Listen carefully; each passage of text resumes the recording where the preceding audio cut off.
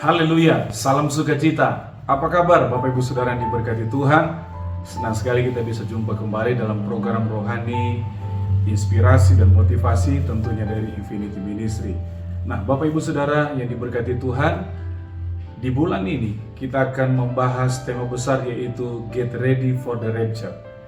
Kita percaya bahwa pengangkatan pasti terjadi, tapi ada hal yang penting untuk kita bisa pahami dan sadari bahwa mempersiapkan diri sebelum pengangkatan itu ada jauh lebih penting, karena itu akan menentukan bagaimana kita akan diangkat oleh Tuhan dan menikmati kemuliaan bersama dengan Dia.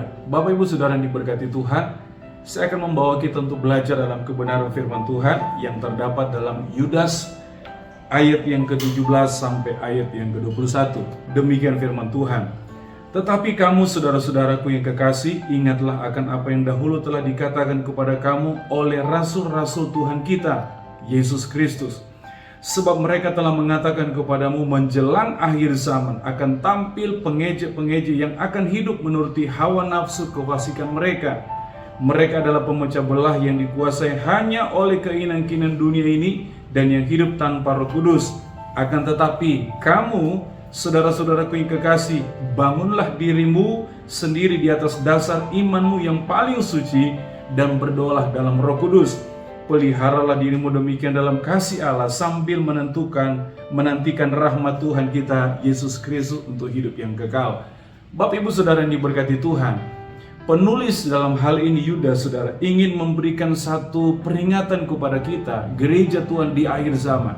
Setiap kita yang sudah ditebus dan diselamatkan oleh Yesus Kristus di atas kayu salib, bahwa ternyata bahwa tantangan kita di akhir zaman itu bukan sesuatu yang mudah. Tentunya berat, sulit, tapi percaya bahwa ada jaminan penyertaan Tuhan yang sempurna bagi kita.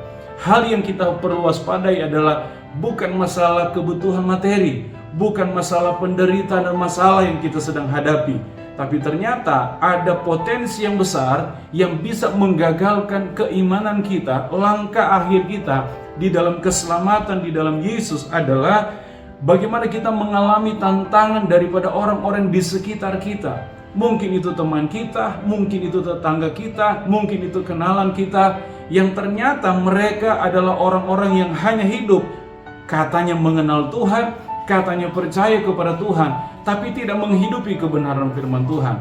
Alkitab katakan bahwa karakteristik mereka adalah orang yang suka menghina, orang yang suka mengejek, orang yang merasa bahwa dia lebih daripada orang lain.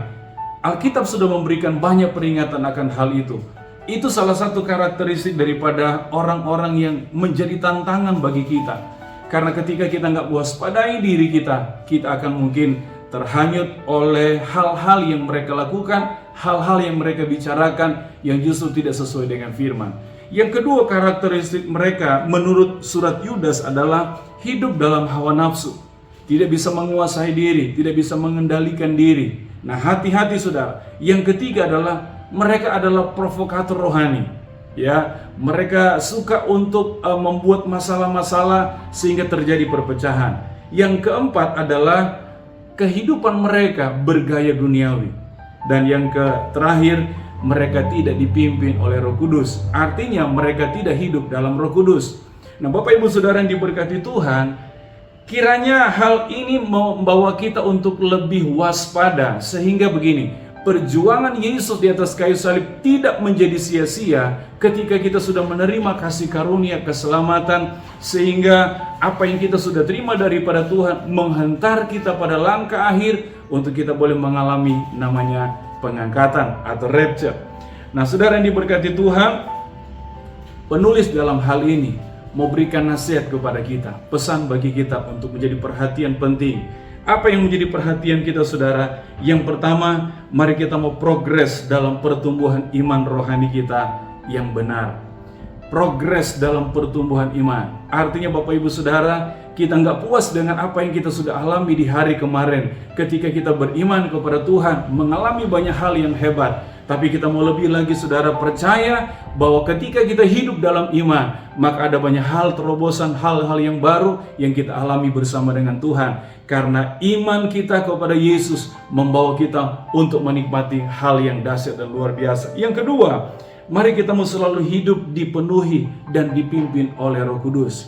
Bapak Ibu Saudara yang diberkati Tuhan, orang yang dipimpin oleh Roh Kudus tentunya orang yang selalu hidup dalam bagaimana Roh Kudus berkarya dalam hidupnya, bagaimana dia terus mengikuti apa yang menjadi kehendak daripada Roh Kudus. Sekali lagi saudara, mari kita mau warnai hidup kita dengan warna kehidupan roh, kehidupan yang dipimpin dan dipenuhkan oleh Roh Kudus. Yang ketiga dan yang terakhir, mari kita mau hidup di dalam kasih Allah. Saudara, ketika kita tahu bahwa ada kasih Allah yang memampukan kita untuk melakukan setiap hal yang baik dalam hidup kita, kita akan dimampukan untuk mengasihi baik kepada sesama kita, mengasihi diri kita, terlebih kita mau mengasihi Tuhan kita. Saudara yang diberkati Tuhan, bagaimana kita bisa mengalami pengangkatan nanti bersama dengan Tuhan? Mari kita waspadai diri kita dari segala hal-hal yang membawa kita kepada kegagalan. Mungkin orang-orang yang tidak jauh, orang di sekitar kita, tapi tidak hidup dalam pimpinan dan kebenaran daripada firman Tuhan. Dan yang kedua, mari kita mau perhatikan, kita mau awasi diri kita mau hidup terus dalam iman, hidup dalam Roh Kudus, dan hidup dalam kasih Tuhan. Tuhan memberkati kita semua karena Tuhan Yesus mengasihi kita. Haleluya.